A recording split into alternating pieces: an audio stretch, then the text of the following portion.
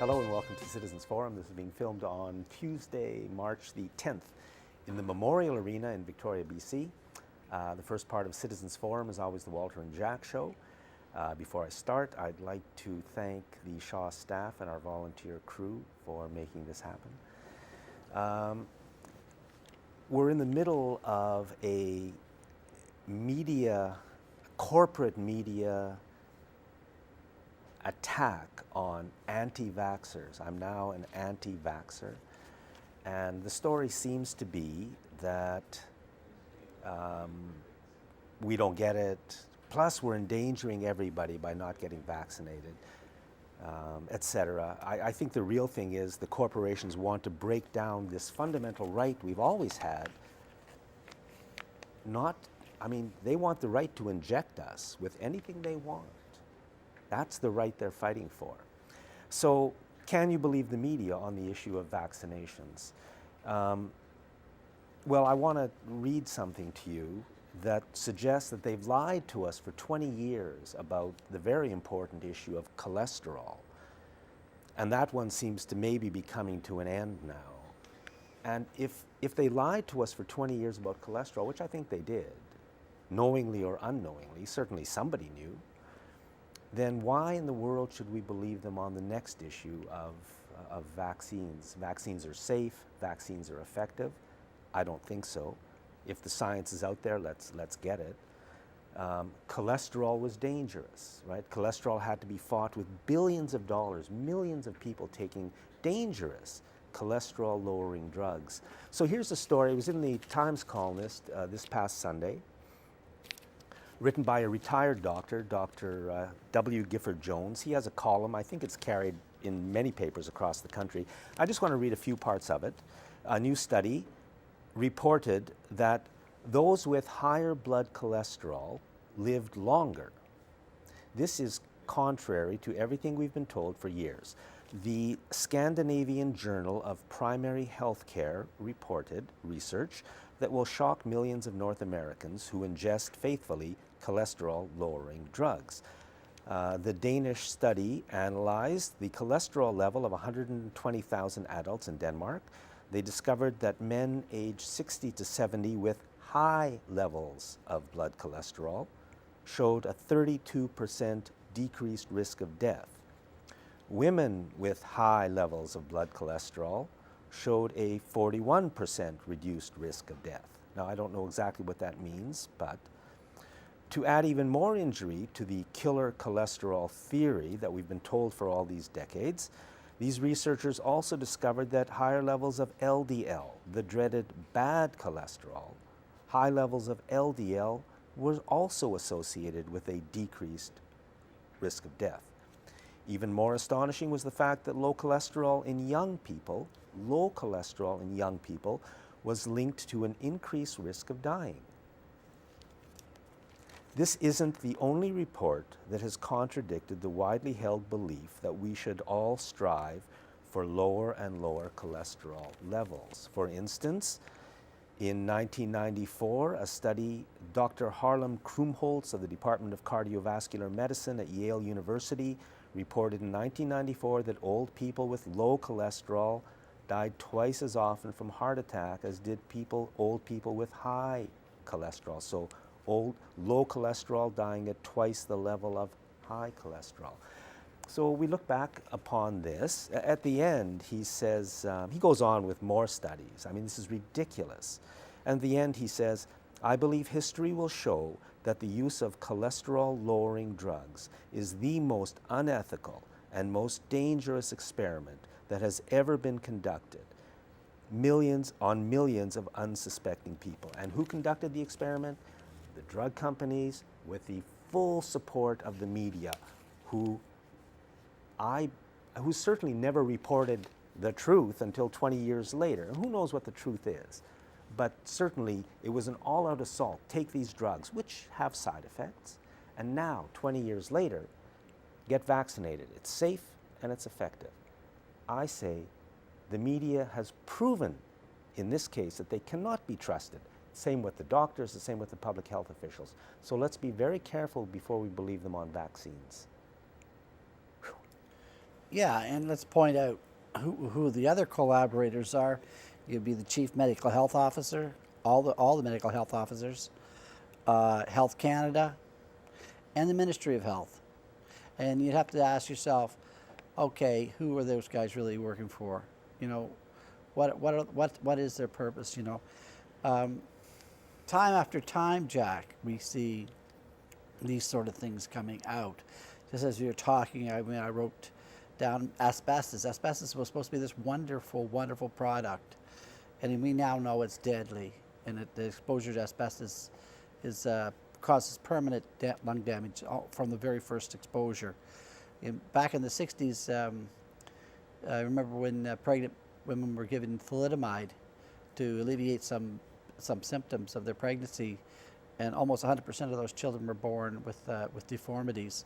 It was absolutely safe. And by the way, even in the States, when a Canadian doctor that was working in the States broke the story that thalidomide was unsafe, Canada still used thalidomide for a couple more years.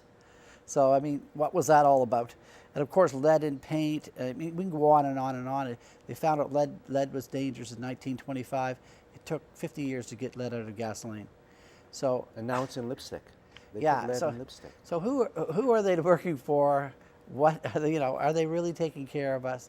Is there any wonder when they want and are insisting on injecting us with unknown agents that we're going to say, hold on here, maybe we shouldn't do this, we're not sure? Should they be surprised?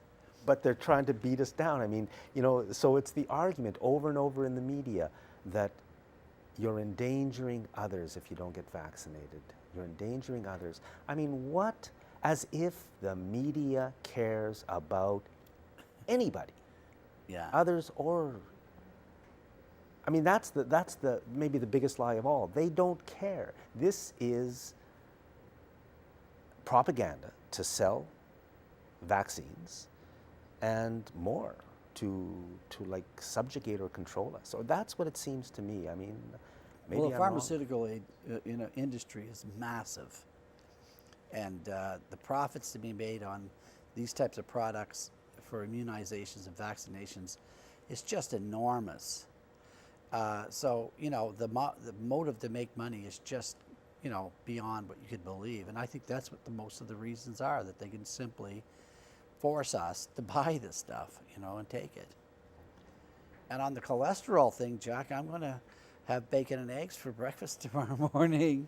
Like, the cholesterol thing was always a kind of a iffy thing in my mind. It seemed like one of those fads at one time when it first came out, maybe 15 years ago. It's like the gluten-free diet. Like when you take gluten out of wheat, you take all the food out of wheat. That's the protein. So you might as well eat the box that the stuff comes in now, because people are trying to avoid gluten. So I mean, it's just, we try to stay healthy, but the information that we're given is so poor that we're left to our own devices trying to figure out what is safe and what isn't. Yeah. Moving on. Well, I got a couple of things I brought in. The good thing was we talked about Washington State was going to have this electromagnetic radiation warfare exercises, Right. which they the call U.S. Air Force? The U.S. Air Force. They call it electronic warfare training, but really they were wanted to practice using electromagnetic weapons. And now the state of Washington, has contacted the Department of National Defense in the United States and said, we don't want you to do it. So they're refusing them to let land that's controlled by the state to be used to conduct these exercises. I am so happy for the state of Washington. Good for them.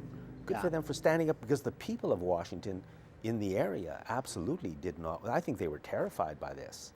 Well, you don't really know what they're up to. It looks like they're scaling back their exercises and what they were going to do.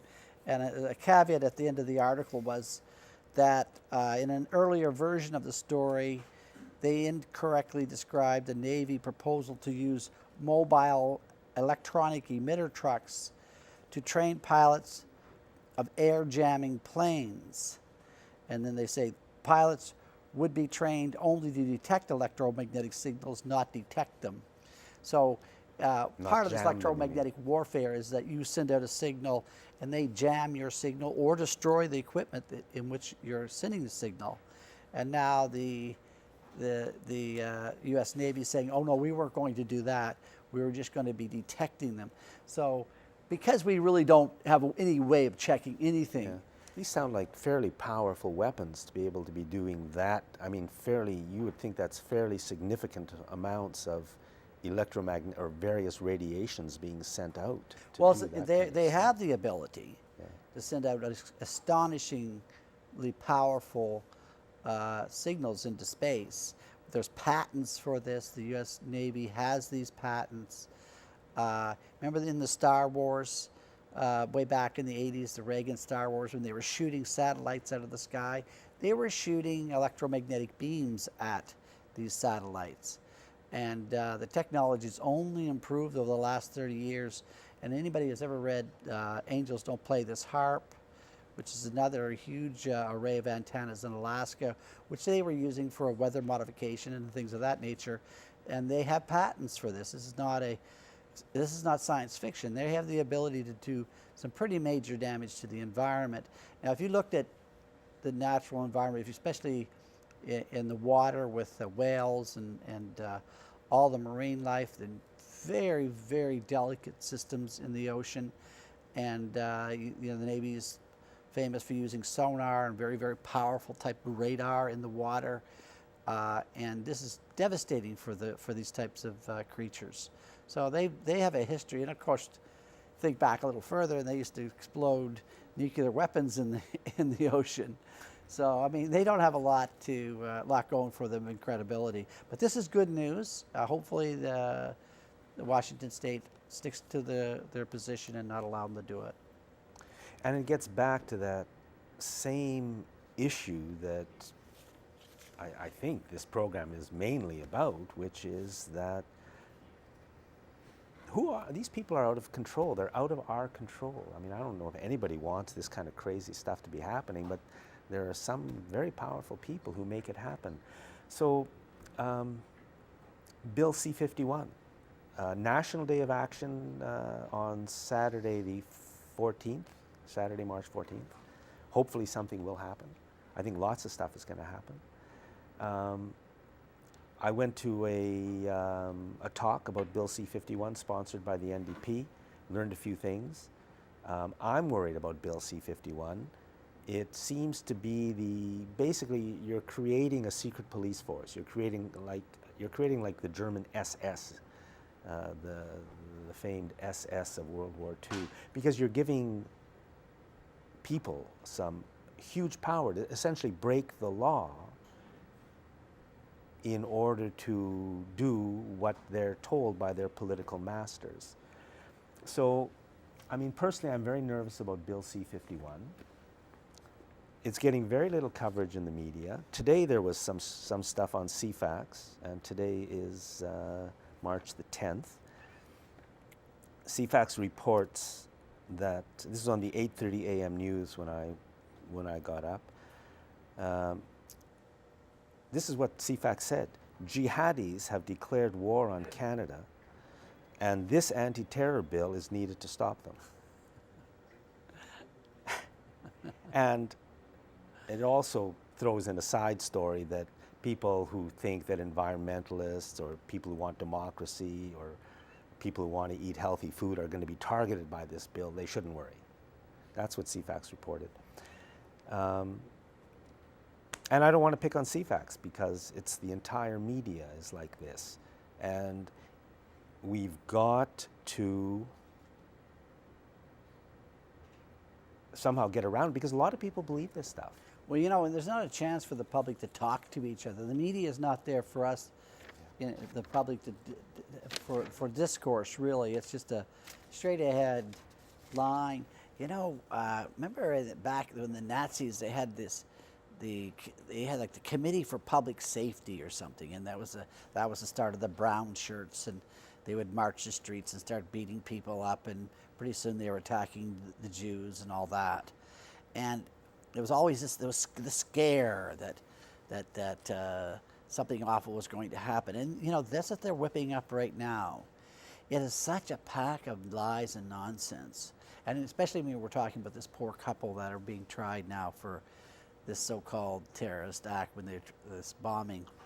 The stories, Jack, that are coming out, even the Times Colonist is printing this stuff, the coercion, the pressure that was put on them, the fear they had of their handlers, of the CSIS handlers that were giving them instructions and giving them the parts of the bomb and insisting on this, having this made.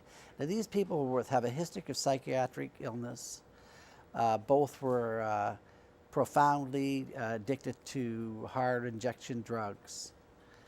And we're supposed to believe that they weren't preyed upon by these CSIS agents.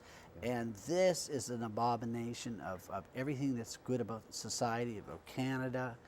Harper is dragging us into something that is just completely wrong-headed. And I hope that the public wake up and realize that this is just a pack of lies and nonsense. And at least the people of Canada deserve, in our media, to hear different sides of the story. Like, I mean, for example, going right back to 9/11, the official story simply doesn't make sense. I don't believe the official story. I don't know what did happen. And I did believe the official story when it happened. I believed for months. But several months later, a few things happened that made me begin to see that there may be some problems there. So the media has got to, and the politicians, but especially the media, because I mean, at the top, it's the corporation. They own the media. They control the politicians. That's the real enemy, is the corporation. And the corporations are taking over our country, and they have plans for us that we probably don't want. But they don't want us thinking about that, so they create ISIS, and they create fear, and they create terror, and they have us focus on all of that, while they do whatever it is they have planned for us. And that's the problem we've really got to face up to. Well, there's another kind of a good news story I brought in, Jack. Thank God. There are some good things that do happen on occasion. Liberal health critic Hetty Fry supports Bill C-648, which is asking for warning labels for radio apparatus in Canada. So basically, anything that emits radio frequency radiation, like baby monitors, cell phones, Wi-Fi routers, cordless phones, they're asking to take what the warnings are already in the packages, Right. and just put them on the exterior of the packages. Where people can read them when Yeah. they buy the thing. And what do those warnings say?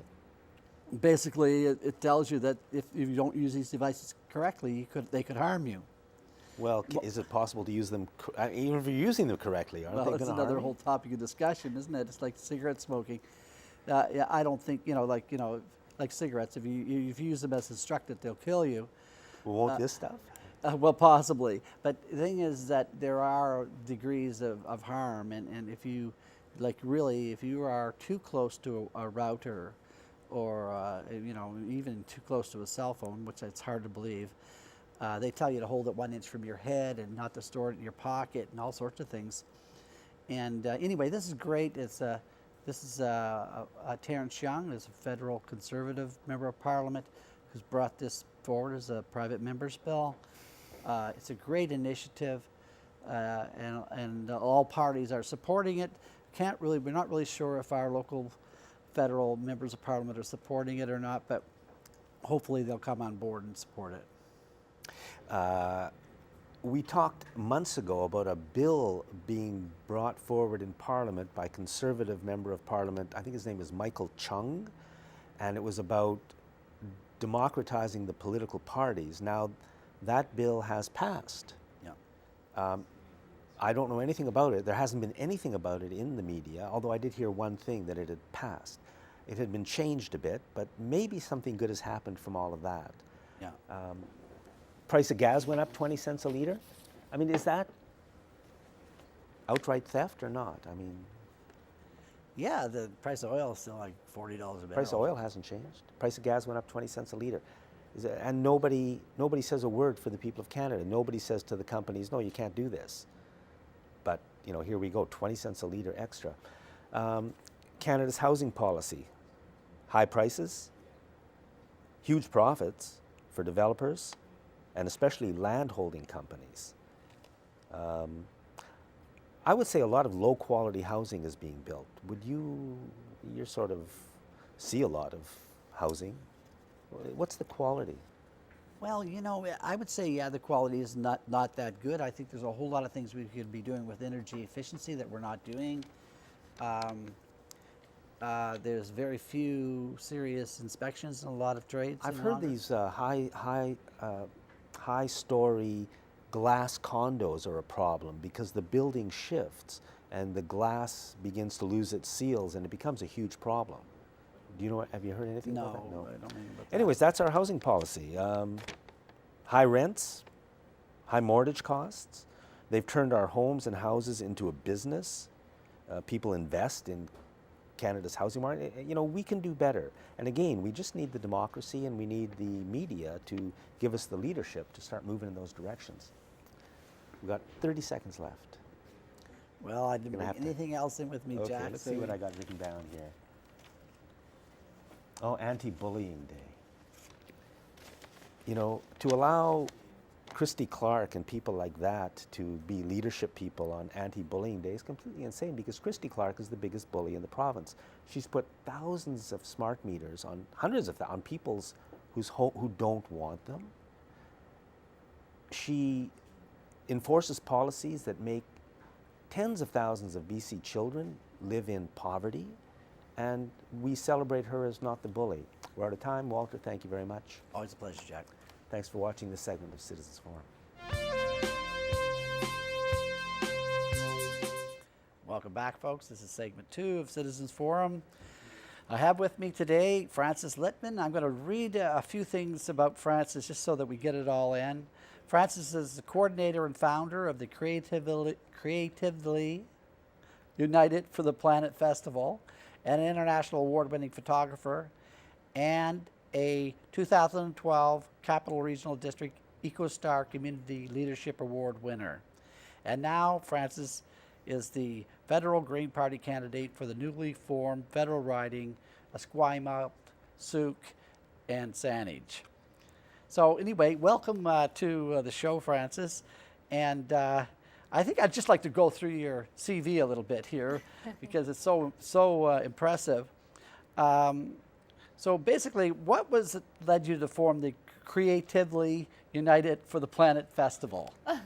Well, the Creatively United for the Planet Festival began in 2012.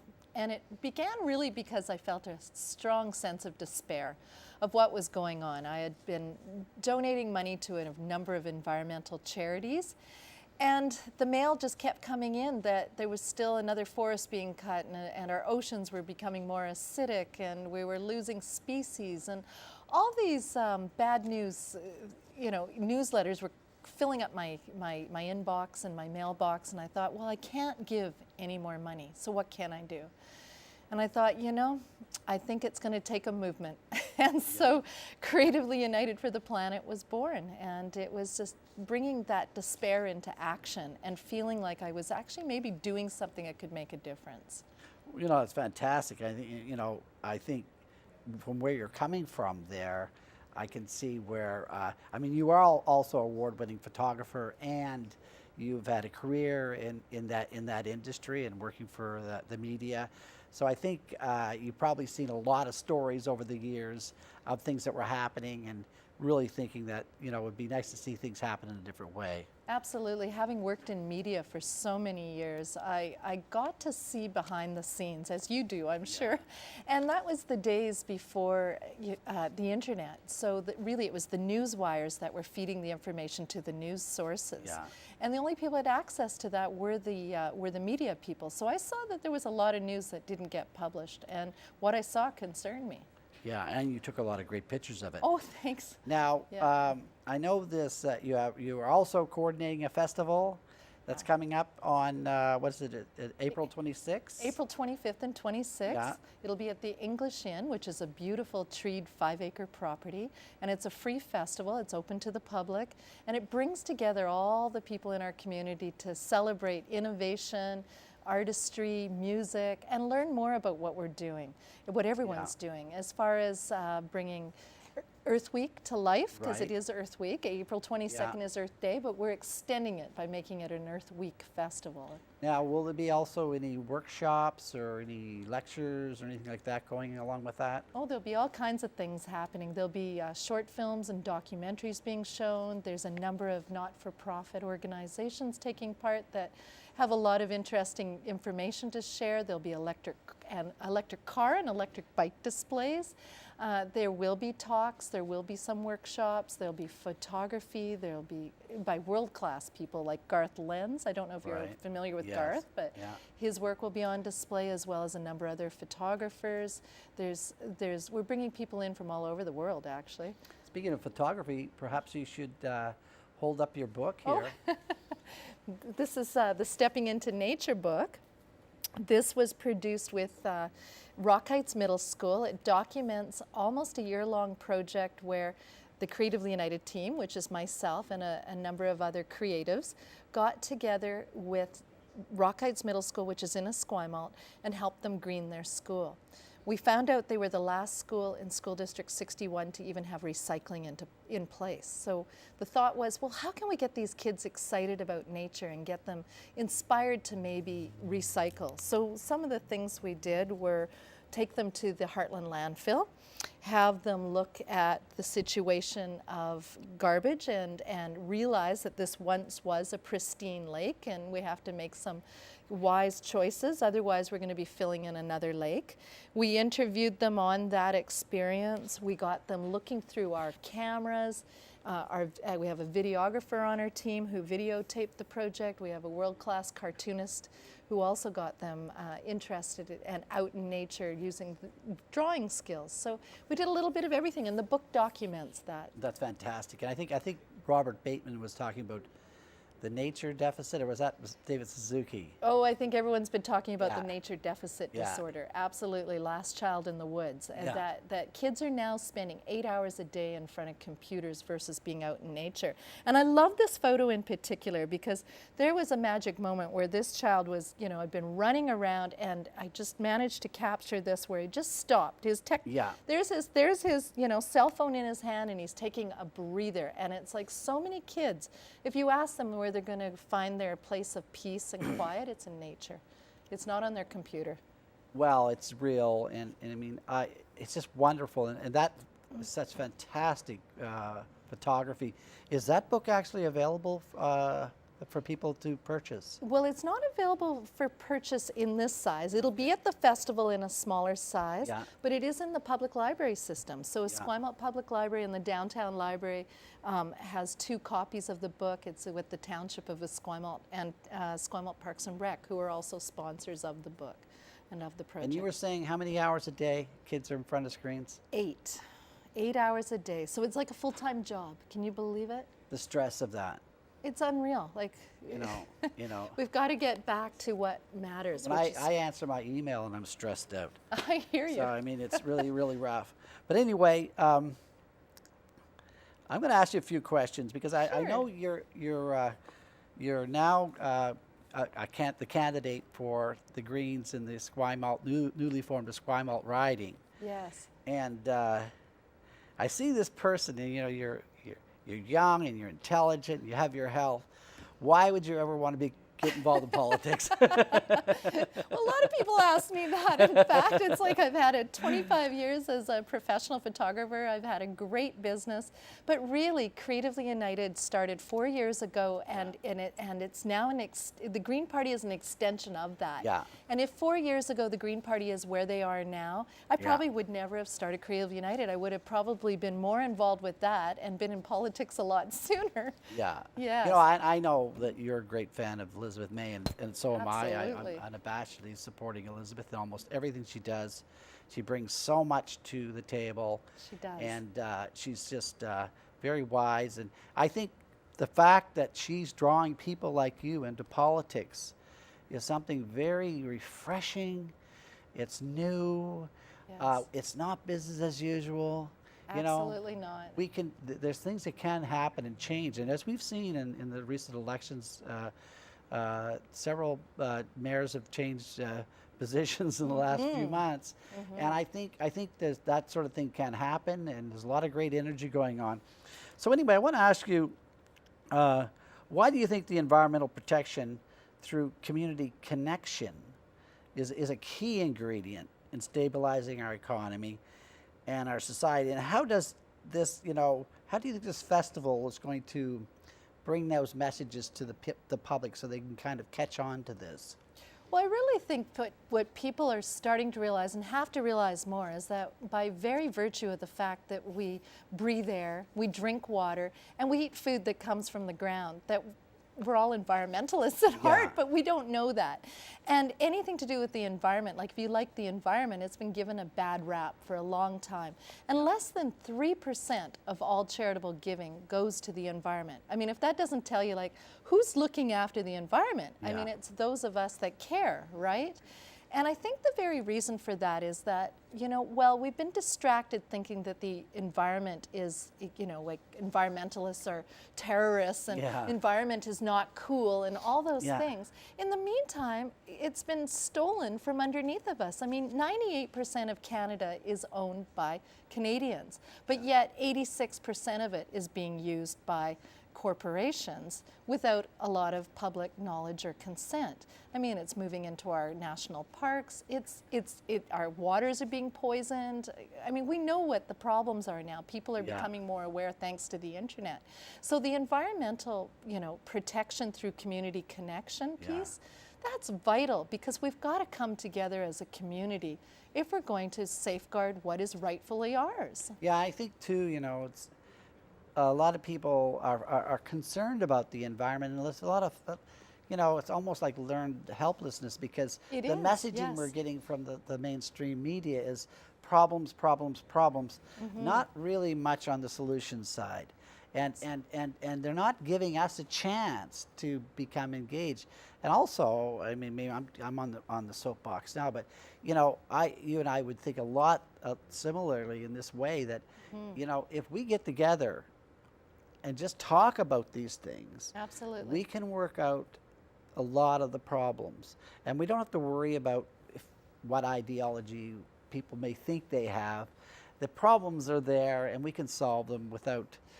The solutions are there too. That's the great news. I mean, we have a number of examples all over the world about what's working. And we also have seen what doesn't work. So really, why wouldn't we go with what works? We're 40 years behind in solar energy. No, really. As an example, I mean, really, we should be looking at all these beautiful examples like Germany. Like, we could be the leader. We should be the greenest island on the planet. In Germany, when they wanted to go really go heavily into solar, the experts were telling them, no, you're not a good candidate because you're not sunny enough. And they aren't that sunny in Germany, but they're still generating one heck of a lot of electricity. Absolutely. And the thing is I think just by launching into that and saying, no, we want to do it, we know it's the right thing, and we're going to find out how we make out. A lot of times having that attitude is what really counts. Absolutely, and that's what the Green Party, I think, for me, that's what it stands for. It's like that the future is ours to decide with the Green Party because if we got invested, which the Green Party wants to, into the infrastructure to support green, clean tech and transportation, can you imagine how different our world would be? Just the retrofitting of all the buildings. Exactly. I mean, the job creation, that would stay at home. We don't have to be sending people to dirty tar sands. We don't have to be breaking families up. We can have living wages here. We can have a healthier lifestyle. We can. There's so many benefits. And in this massive infrastructure, because I'm an electrician, I've been always aware of electricity use and stuff, and they're talking about building the Site C Dam and generating more and more electricity and flooding another pristine valley, and you think, well, where is that electricity going and why do we need it so badly? And a lot of times it's for heating and air conditioning, and now with the technology we have, especially these new and more efficient heat pumps, Yes. you know, we can cut down our energy consumption by 75% in a lot of buildings, only if, and all we have to have is a will to do that. Absolutely. It's all about the will. And you know that 40% of the power that we have, we waste. Yeah, That's the other thing. yeah, There's oh yeah. so much waste. Yeah, even I was looking at lighting and all Uh-huh. sorts of issues around energy consumption, using Statistics Canada as my Yes. main source. And it's startling, you know, where the energy does go. Mm-hmm. And if we all got a clothesline and just did a few things like that, all of a sudden, like a dryer takes around 30% of all your energy consumption in a house. And Yes. a clothes dryer. So you can just see how easily you can make a little shift. Mm-hmm. When the weather's good, get those clothes out on the line. You're really doing something good for the environment. Well, it's time really to stop debating what's possible Yeah. and just doing it. Yeah. I mean, and that's why I'd love to be the MP for this Yeah. riding, because look at where we live. We have one of the most beautiful ridings. I Yeah. have to say, I'm a bit biased, but Elizabeth Yeah. has a beautiful riding. This whole island is gorgeous. Yeah. And we should really be safeguarding that and working towards a future that is sustainable. So the Green Yeah. Party, when people say, oh, it's just about the environment, well, the environment is pretty key to so many things, but I mean, there's a lot more to the Green Party than just the environment. But, Yeah. you know, when you take the environment into consideration as far as green jobs, Yeah. holy moly, what a difference that could Well, make. look at the great work that Elizabeth's doing is around governance and how Parliament operates, and how trying to Yes. bring some civility into Parliament, and how she's done such great work at trying to defend Canadians from some of these more draconian laws and legislation that is being brought out. Absolutely. So I mean, there's obviously a broad understanding in the Green Party of what the problems are. Yes. So anyway, I'd just like to ask you a couple more, because Sure. couple questions, hard questions now. Okay. Elizabeth May's been always talking about proportional representation. Mm-hmm. Do you think that's a great way to go? Absolutely. It brings democracy back to the system. I mean, with the pass the post system, which is currently in use in Yeah. Canada, United States, and the UK, it's a system that doesn't give power to the voter. It Yeah. gave power to Harper.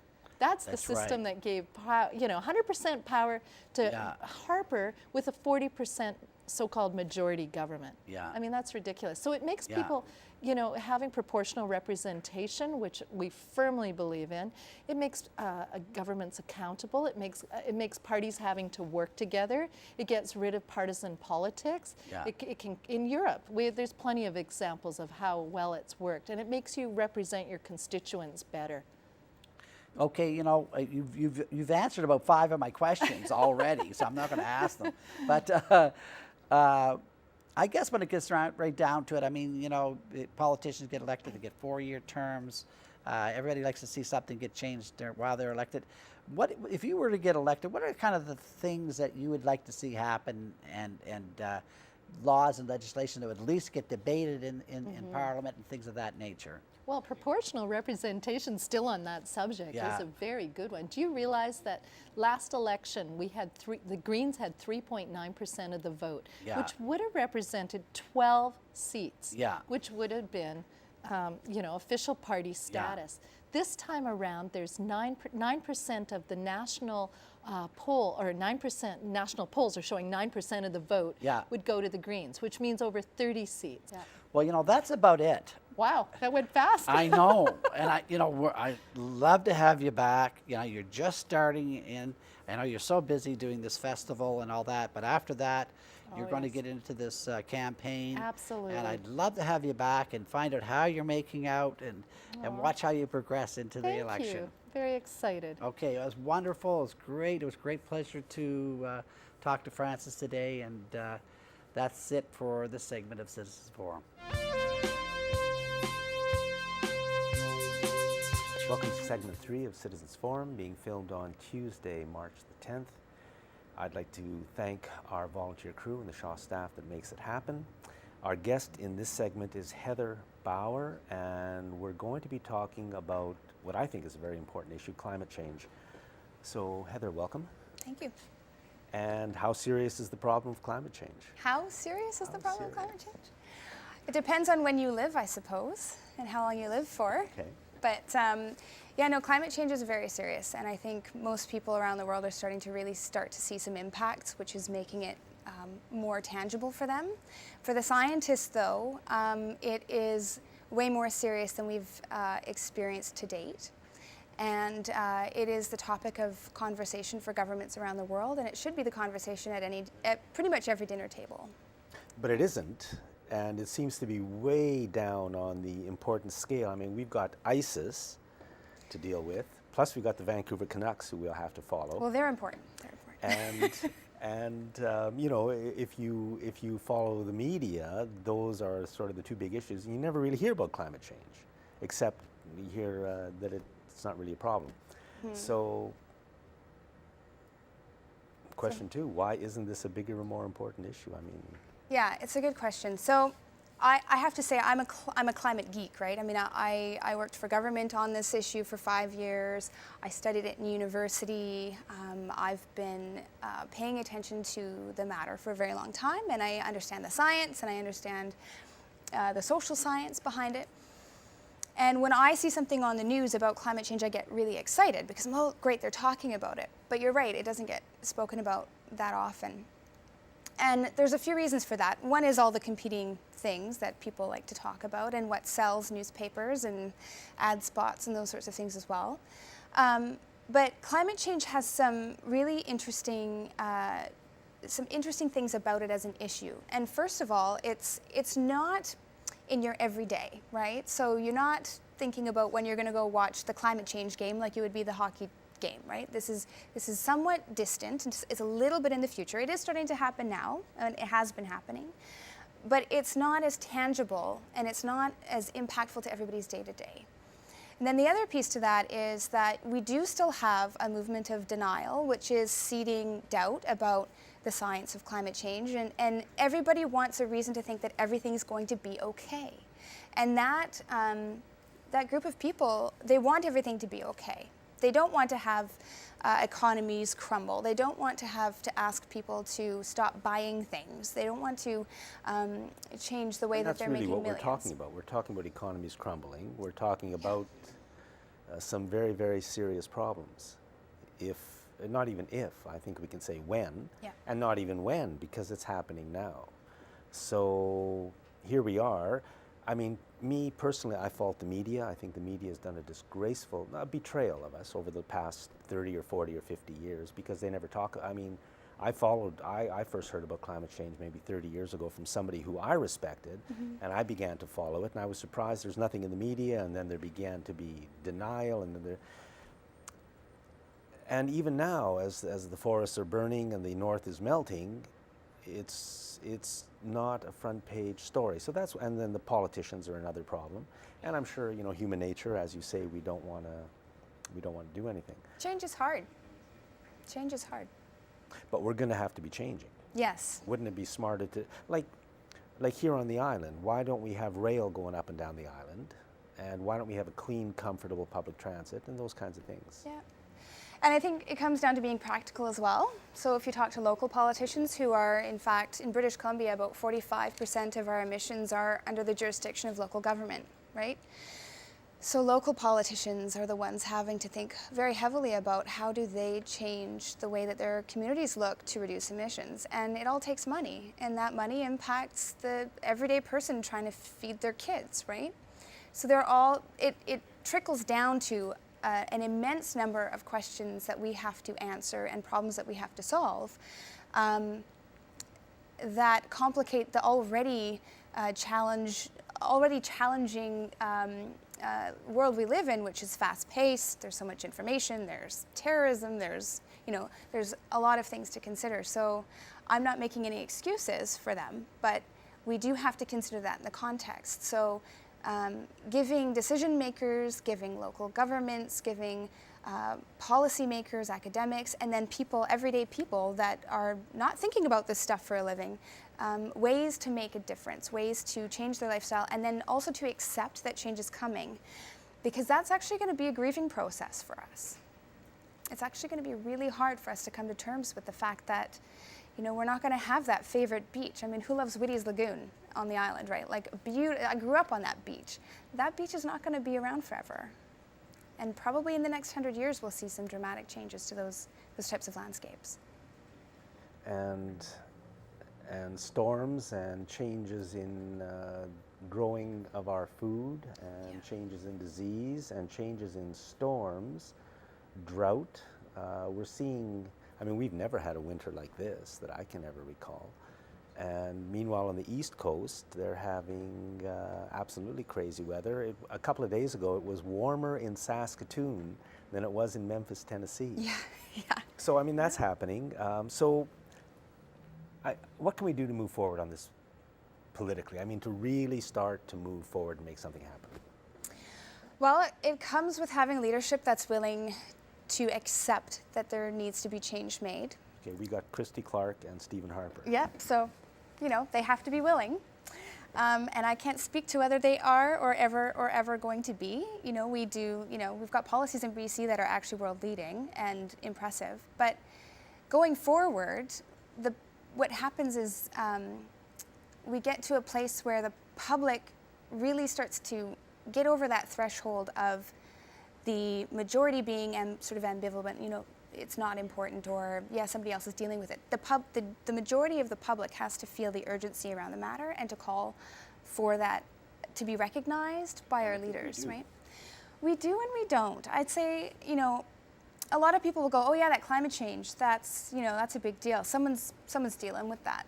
And then you also have a lot of people most people, you know, people that I'm friends with, my family members, you know, I'm sure people that you know, change is hard. And so unless you have a clear pathway to what you need to do to change, and you have also the urgency and the personal motivation to do so. But what can we do? Okay, that's what we can. So what we can do is we can get in touch with what are the changes actually going to be, and then also what do we need to ask our leaders for. Okay.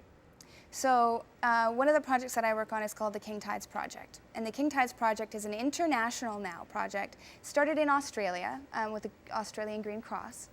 And a colleague of mine came to me one day over a cup of coffee and said, hey, there's this really cool thing happening down in Australia. And so we decided to implement in British Columbia and work with our partners in Washington and California. Now we've got Florida, we've got Mexico coming on, New Jersey.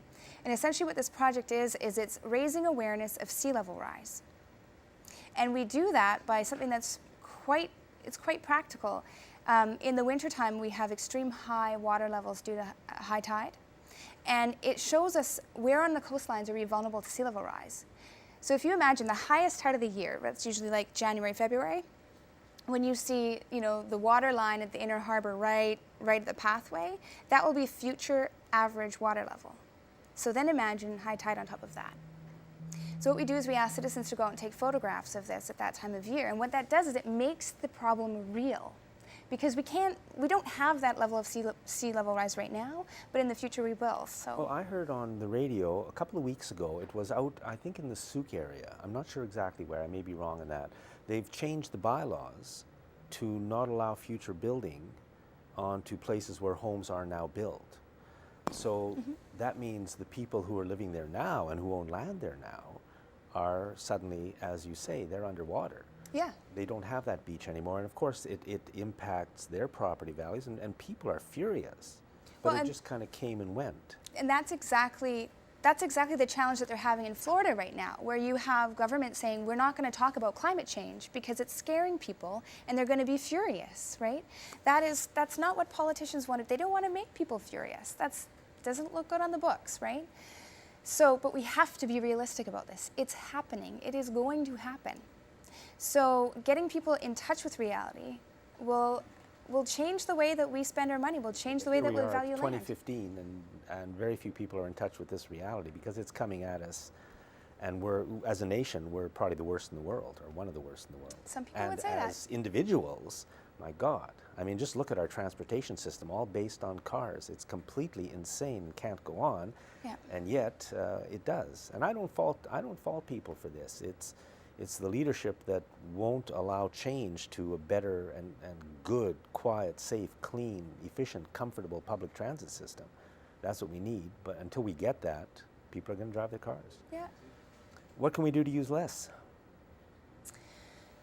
Well, to use less in terms of carbon and material goods, there's a lot of things we can do. We can pay attention to opportunities to live a more simple lifestyle, That's good. right? Yeah, yeah, I yeah. mean, And I think that living a more simple lifestyle is actually going to make all of us a little bit more happy. The lifestyle we're living now, forced to live largely, 2 people working, you need 4 cars in the family, you got to drive 20 miles to get to work. It's crazy. Yeah. So a simpler lifestyle is going to make us all a lot happier. yeah, I agree. And I think there's lots of studies to show that that's the case. Simple is good. It's not easy, though, when we also talk about the economy, which requires consumption. So there's a lot of work being done right now to look at alternate economies and alternate ways of generating well-being. So those are conversations that are happening in public policy realms among people who are thinking about the change, who are in touch with the reality of it and the need to do things differently. So as a citizen, if you're interested in participating in those conversations, Google things like circular economy or green economy and those sorts of things, alternate economy, social economy, because those are spaces where we're starting to see a lot of wellness being generated, and they're gaining credence as real, genuine alternatives that we can consider. I've never heard of them. Yeah. So So we need to speak up. Yeah, we need yeah, to talk yeah, more. yeah. Say them again. So circular economy, Right. it's really big in the UK. There's a lot of research being done. And the idea there is that you keep the economic flow in your community and you generate locally, right? I mean, you're always going to have external inputs as well, but the more you can build upon what you have locally, the more wellness you're going to generate. So as a nation, we should be building fridges and stoves Yeah. and tables and chairs, and certainly our clothes. All of that should be made in Canada. But under the current economic system, probably none of it's made in Canada. And that's crazy. We could be building great stuff for ourselves. We could be. Yeah. We definitely need the technology, though, to do it, because the other thing that we're not doing here is polluting like we are in other places that are building fridges, right? So this is the other piece, is we're not just importing goods, we're exporting pollution. Yeah. And I mean, to me, it's important that if we build these things, they've got to be built in the absolutely best environmental way possible, and built to last, and built to be reused, and built with the least possible waste possible. Mm-hmm. And everything has to be done like that, because we can't continue living the lifestyle that we're living now. It's simply impossible. Well, and some of the conversations about how that gets done are actually happening this year in Paris at the COP21 climate change talks. Has that happened, or it's going to happen? It's happening this December. So you may have heard of COP20, which happened in Lima, and COP stands for Conference of the Parties. Conference of the Parties to the UN Climate Change Convention on Climate Change. We hear very the little about UNFCCC. that here. Yeah, I think I'm in a bubble because I hear about it all the time in my circle. And one of the things that I find hard to take is that when I try to have conversations about these things, it's hard because a lot of people aren't familiar with them. So another one of the projects that I'm working on is this Decades After Paris project, and it's a music project. One of the things that I've learned in doing climate change outreach, like you say, we haven't heard about it. There's a lot of stuff going on and people talking about it, but they're not reaching ears because ears aren't interested in climate change policy. Climate change policy can be quite dry, it can be quite boring. So Decades After Paris is a music project that's going to tell a story from the climate change march in New York City, leading up to the climate change talks in Paris, where world leaders are going to get together and make decisions about how do we live simply? How are we going to compensate those developing nations for the climate change impacts that they're having that have been brought on by the developed world? What does it look like to have clean technology? How are we going to put a cost on carbon around the world so that we reduce it, so that there's an incentive to reduce it? What do our economies look like? And those are huge, important conversations. This is going to be discussed in Paris. In Paris. Yeah.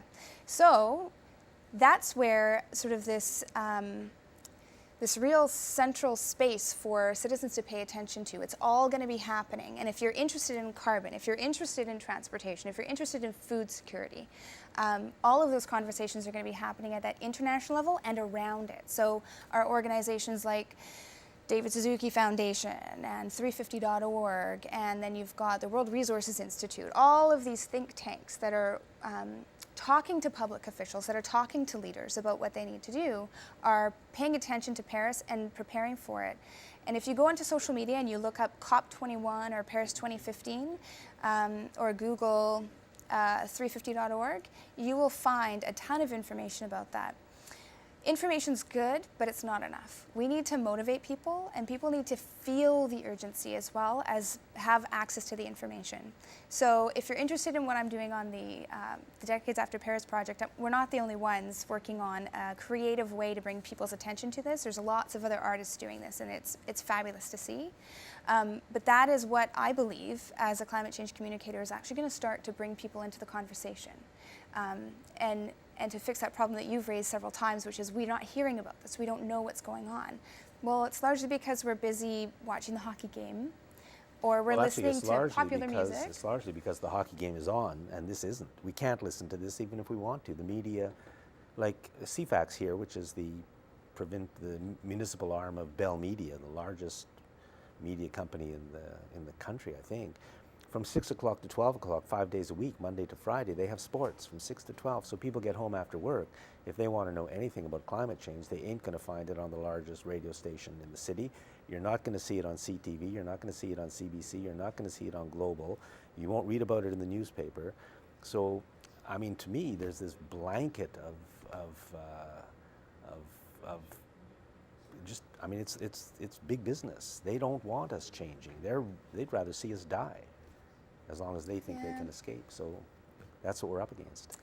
It's an interesting problem, and I think when you have people that are participating in those spaces of where there's an ability to communicate, and they believe in the cause, they believe in the issue, and they want to help people, they will find a way. But you're right, we need other mechanisms. So I hope that I'm not the only one. My partner Danton and I are putting this album together to do this work, and I encourage everybody to do what they can, whatever it is that they can, if they're passionate about this, to be able to communicate creatively or otherwise. Thank you very, very much, Heather Bauer. Great, thank you.